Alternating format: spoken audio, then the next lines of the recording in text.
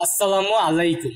আমাদের এই প্রশ্নটা হলো একটা সৃজনশীল প্রশ্ন, যেটা ঢাকা বোর্ড 2017-তে এসেছিল, যার উদ্দীপকে আছে কোন সুউচ্চ পাহাড়ে নিয়ে যাওয়া একটি সরল দোলক 10 ঘন্টায় 11,990টি পূর্ণ দোলন সম্পূর্ণ করল, কিন্তু ভূপৃষ্ঠে দোলকটি 3 সেকেন্ডে একটি পূর্ণ দোলন সম্পূর্ণ করে। পৃথিবীর গড় ব্যাসার্ধ দিয়ে দিছে সর্বোচ্চ শৃঙ্গ, এভারেস্টের উচ্চতা দিয়ে দিছে, ভূপৃষ্ঠ অভিকর্ষ ত্বরণ দিয়ে দিছে। প্রথমে বলছে সরল দোলকের কার্যকর দৈর্ঘ্য। এখন দোলকের কার্যকরী দৈর্ঘ্য নির্ণয়ের জন্য আমরা একটা সূত্র জানি, যে টি ইকুয়াল টু মানে পর্যায়কালের যে সূত্রটা সেইটা আমরা জানি, সেইটা ব্যবহার করব, যে টি ইকুয়াল টু 2π√L/g। ওই সূত্রটা ব্যবহার করে আমরা কার্যকরী দৈর্ঘ্য বের করতে পারব, যেখানে আমার জানা লাগবে পর্যায়কাল এবং অভিকর্ষ ত্বরণ। তো ভূপৃষ্ঠে অভিকর্ষ ত্বরণ জানা আছে এবং ভূপৃষ্ঠে আমাদের পর্যায়কাল দিয়ে দিছে, বলছে 3 সেকেন্ডে একটা পূর্ণ দোলন সম্পূর্ণ করে। আমরা জানি একটা পূর্ণ দোলন সম্পূর্ণ করতে যে সময় লাগে তাকেই বলা হয় পর্যায়কাল। তাহলে ভূপৃষ্ঠে পর্যায়কাল দিয়ে দিছি। তো এখানে আমরা ক নাম্বার প্রশ্নটা আগে সলভ করি। দেওয়া আছে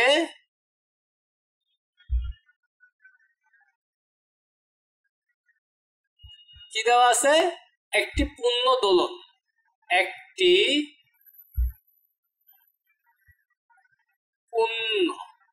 পূর্ণ দোলন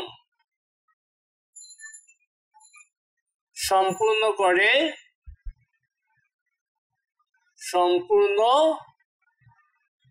করে 3 সেকেন্ড এ। সুতরাং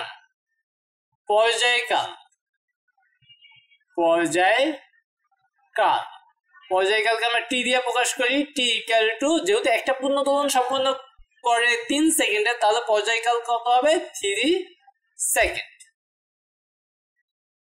ওকে, পর্যায়কাল পাইলাম। পর্যায়কাল জানলে আমরা কার্যকর দৈর্ঘ্য এল বের করতে পারব।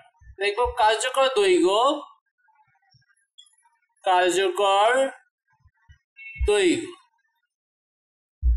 এল হলে আমরা জানি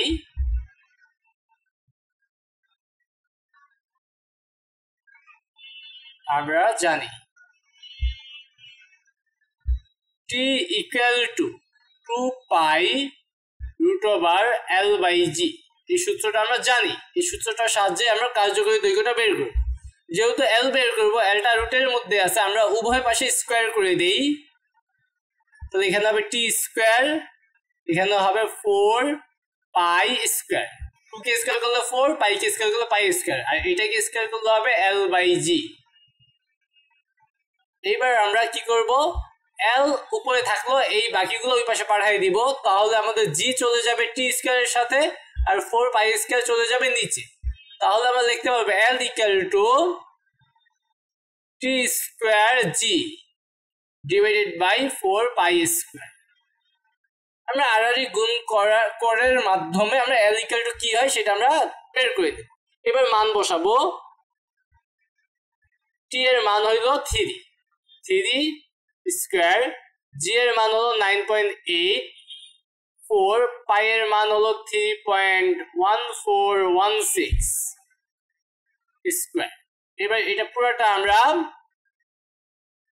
ক্যালকুলেটরে বসাবো। 3 স্কোয়ার মানে 9.8, 4 ইন্টু ব্র্যাকেট দিয়ে 3.1416, 14 দিলেও হয়ে যাবে, পুরোটা না দিলেও হবে, ইকুয়াল 2.234 মিটার। কার্যকরী দৈর্ঘ্যের একক কি? মিটার। তো আমরা একটু অ্যান্সারটা মিলাই দেখি। 2.23 লিখছে, আমরা একটু বেশি লিখছি। যাক, আমাদের অ্যান্সারটা একদম ঠিকঠাক ভাবে মিলে গেছে। তো আশা করি তোমরা এটা সহজেই বুঝতে পারছো। তারপর আমরা খ নাম্বার করব। তো খ নাম্বার প্রশ্নটা আমাদের কি দিয়ে দিছে একটু দেখে নেই।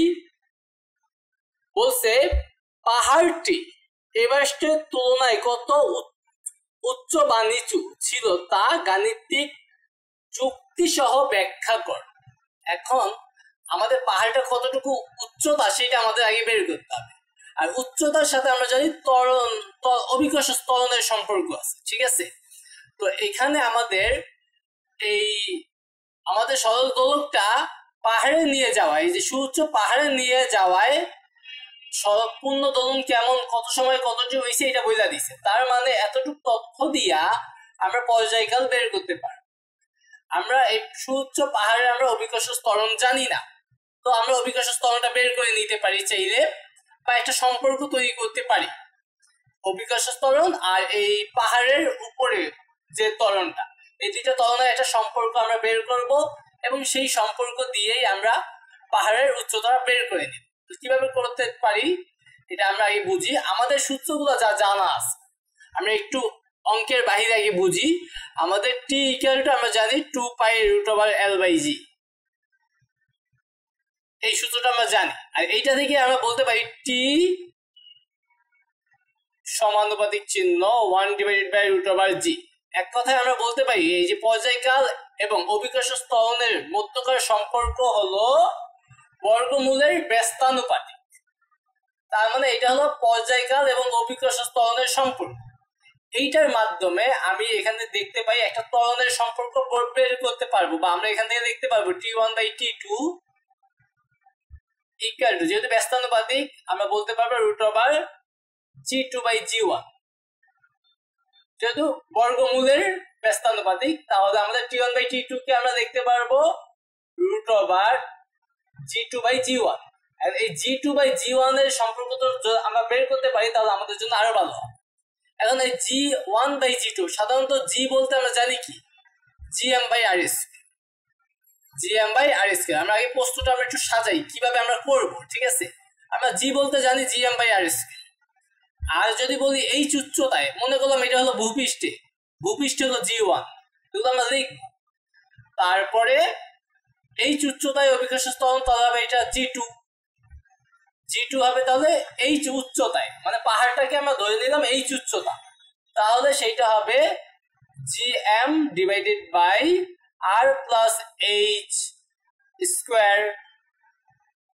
তারপর এই দুইটা ভাগ করলে আমরা মোটামুটি একটা ব্যাসার্ধ এবং উচ্চতা একটা সম্পর্ক পাবো। তো আমরা অঙ্কে চলে যাই, অঙ্কটা আমরা শুরু করে দিই।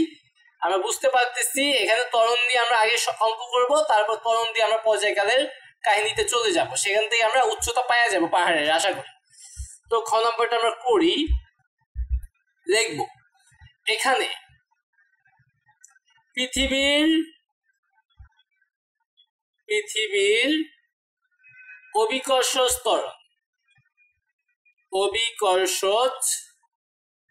ত্বরণ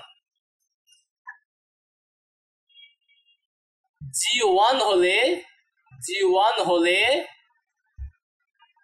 G1 ইকুয়াল টু Gm/r²। এটা আমরা জানি মহাকর্ষ অভিকর্ষের সূত্র থেকে, তাই না। তারপরে লিখব পাহাড়ের উচ্চতা h হলে h ধরে h উচ্চতায় অভিকর্ষ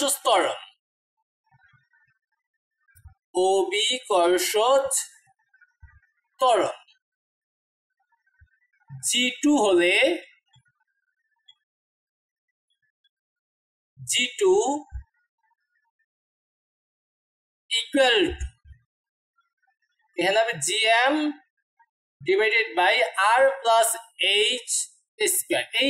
এইগুলো আমরা কোথা থেকে শিখছি? ডাইরেক্ট সূত্র দিয়ে অঙ্ক করা যায়, তবে ডাইরেক্ট সূত্র দিয়ে অঙ্ক না করাটাই ভালো। তাহলে আমরা এই দুইটা এখন ভাগ করব, দেখবে 1/2 মানে 1/2 1 ও 2 ভাগ করে পাই।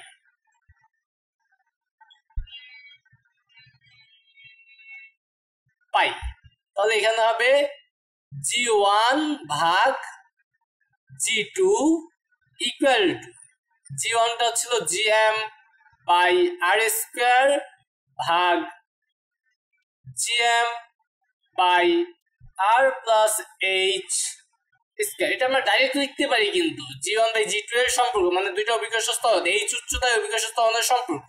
তো আমরা ভেঙ্গে করতেছি যাতে আমরা মুখস্থ বিদ্যা না হয় অঙ্কটা। G1 by G2 equal to এখানে GM by R square into এটাই উল্টে যাবে R plus H square divided by GM.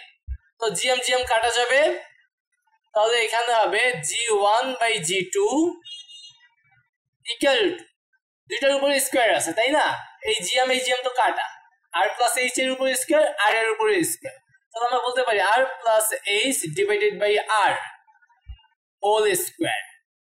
এইবার আমরা স্কয়ারটা এই পাশে পাঠাই দেই, তাহলে এখানে হবে root over G1 by G2 equal to এইটা, মানে R plus H divided by R. তো এটাকে আরেকটা লিখতে পারি, সুতরাং root over G1 by G2 equal to উপরের দুইটা পদকে আমরা আর দিয়ে ভাগ করি, তাহলে এখানে হবে 1 প্লাস এইচ বাই আর। তো এটাকে আমরা একটা সমীকরণ দিয়ে রেখে দিলাম। এটা মূলত জি1 এবং জি2 এর মধ্যকার সম্পর্ক আমরা পাইলাম, ঠিক আছে।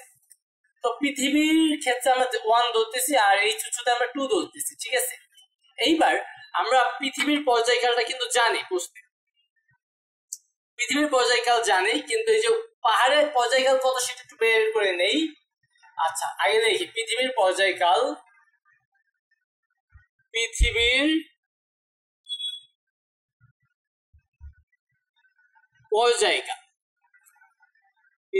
পর্যায়কাল বা পৃথিবী ভূপৃষ্ঠে, সহজভাবে বলবো ভূপৃষ্ঠে, পৃথিবীতে না ভূপৃষ্ঠে, পাহাড় তো পৃথিবীতে তাই না, ভূপৃষ্ঠে পর্যায়কাল যেটা আমরা T1 বলবো, T1 ইকুয়াল টু ছিল 3 সেকেন্ড। এখানে পৃথিবী দেখছি, পৃথিবী না লিখে আমাদের ভূপৃষ্ঠ শব্দটা লিখলে আমাদের একটু অ্যাকুরেট হবে, ভূপৃষ্ঠে। ওকে, এইবার আমাদের এই উচ্চতায় আমাদের পর্যায়কালটা বের করতে হবে, ঠিক আছে। এখানে আমাদের একটা বলে দিছে, পর্যায়কালের একটা তথ্য বলে দিছে, ডাইরেক্ট পর্যায়কাল দিয়ে দেয় নাই, বলছে 10 ঘন্টায় 11,990টি পূর্ণ দোলন দেয়। আমরা জানি একটা পূর্ণ দোলন দিতে যে সময় লাগে সেটাই হলো পর্যায়কাল। লিখবো ভূপৃষ্ঠে বা এই উচ্চতায়, লিখবো এবং এই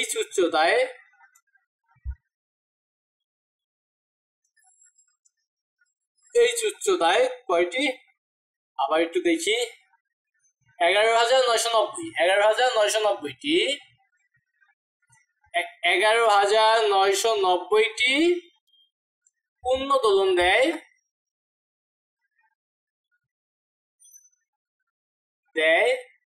10 ঘন্টা বা 10 গুণ 3600, ঠিক আছে। 1 ঘন্টা মানে 3600 সেকেন্ড, তাহলে 3600 সাথে একটা শূন্য লাগাই দিলে তো 10 ঘন্টায় কত সেকেন্ড, এত সেকেন্ড, আমরা সেকেন্ডে নিয়ে নেব, ঠিক আছে। বা আমরা লিখতে পারি এতটি পূর্ণ দোলন দেয় এত সেকেন্ডে। একটি দোলন দেয় বা একটি পূর্ণ দোলন দিবে, এই 36 এর পরে যে 3টা শূন্য ডিভাইডেড বাই 11,990 সেকেন্ডে। তাহলে এটাকে আমরা ভাগ করি, দেখি কত হয়, 36,000 ভাগ 11,990, 3.0025 সেকেন্ড এজ লিখে দিলাম। সুতরাং এই উচ্চতায় পর্যায়কাল T2 ইকুয়াল টু 3.0025 সেকেন্ড। তাহলে T1 ও জানি, T2 ও জানি। এইবার লিখবো আমরা জানি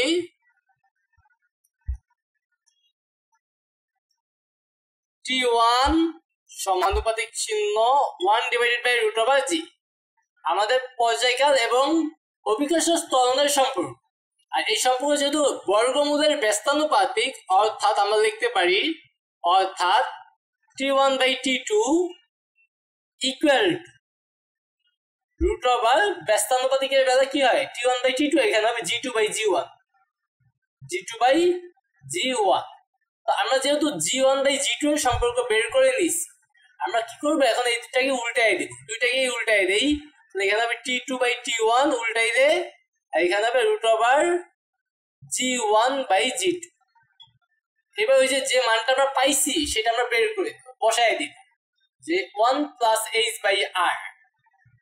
এটা কি, এটা মানে কি আমরা যে বের করে নিছি T2/T1 equal to 1 + h/r। এবার 1 কে ওই পাশে পাঠিয়ে দিব, তাহলে আমরা বলতে পারবো h/r equal T2/T1 - 1। তারপর r কে আমরা ওই পাশে পাঠিয়ে দিব h equal T2/T1 - 1 আর ওই পাশে গিয়ে কি হবে গুণ হবে। ওকে, এবার আমরা মানগুলো বসাই দিব। h equal to T2 এর মান আমরা পাইছিলাম 3.0025 আর T1 এর মান তো 3, এখানে -1। r এর মান 6400 কি দেওয়া আছে কিলোমিটার, সাধারণত 6400 কিলোমিটারই থাকে সব সময়, 6400 কিলোমিটার। তার মানে এটাকে মিটারে নিতে গেলে 1000 গুণ করতে হবে 6400 কিলোমিটার। তার মানে এটাকে আমরা সাধারণত যদি মিটারে নিয়ে সাইন্টিফিক মোডে দেখি 6400, তো তার মানে ওখানে 6.4 × 10⁻³ আবার 1000 গুণ করলে হবে 10⁶ মিটার, মিটারে নিয়ে। এবার এই পুরোটা আমরা ক্যালকুলেটরে বসাবো, তাহলে আমরা h পাওয়া যাব।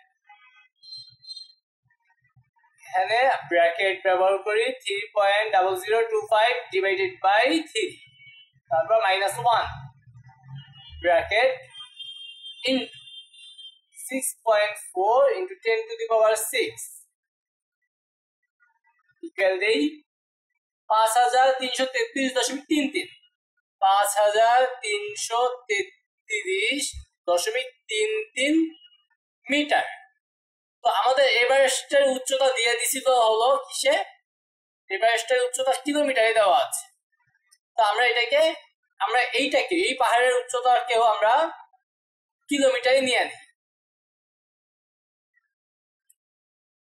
এটাকে কিলোমিটারে নিতে গেলে কি 1000 দিয়ে ভাগ করতে হবে, তাহলে এখানে হবে 1000 দিয়ে ভাগ করলে 5.33 কিলোমিটার। দেওয়া আছে এভারেস্টের উচ্চতা, দেওয়া আছে এভারেস্টের উচ্চতা, এভারেস্টের উচ্চতা কত দেওয়া আছে, এভারেস্টের উচ্চতা কতটুকু 8.854 কিলোমিটার, 8.854 কিলোমিটার। তার মানে যেখানে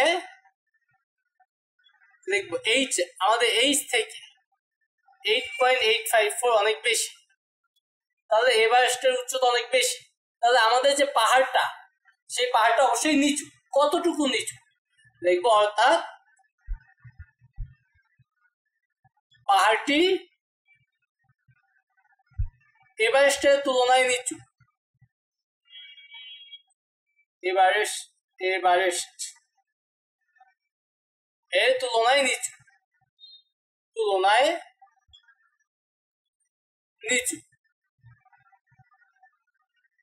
নিচু, নিচে না নিচু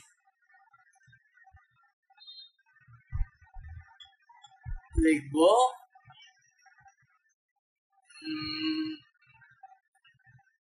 নিচুর পরিমাণ কতটুকু নিচু, 8.854 minus 5.33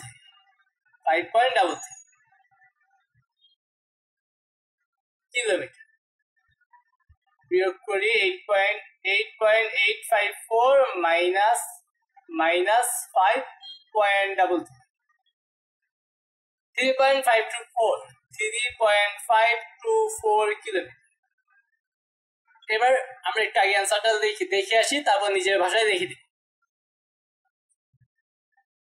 3.521 লিখছে, আমরা 524 হয়েছে, কোনো সমস্যা না, 52 লিখে দিলেই হবে, 524 লিখলেও অসুবিধা নাই। ঠিক আছে, অর্থাৎ পাহাড়টি একদম ঠিকঠাক আমাদের অ্যান্সার মিলছে। ঠিক আছে, পাহাড়টি এভারেস্টের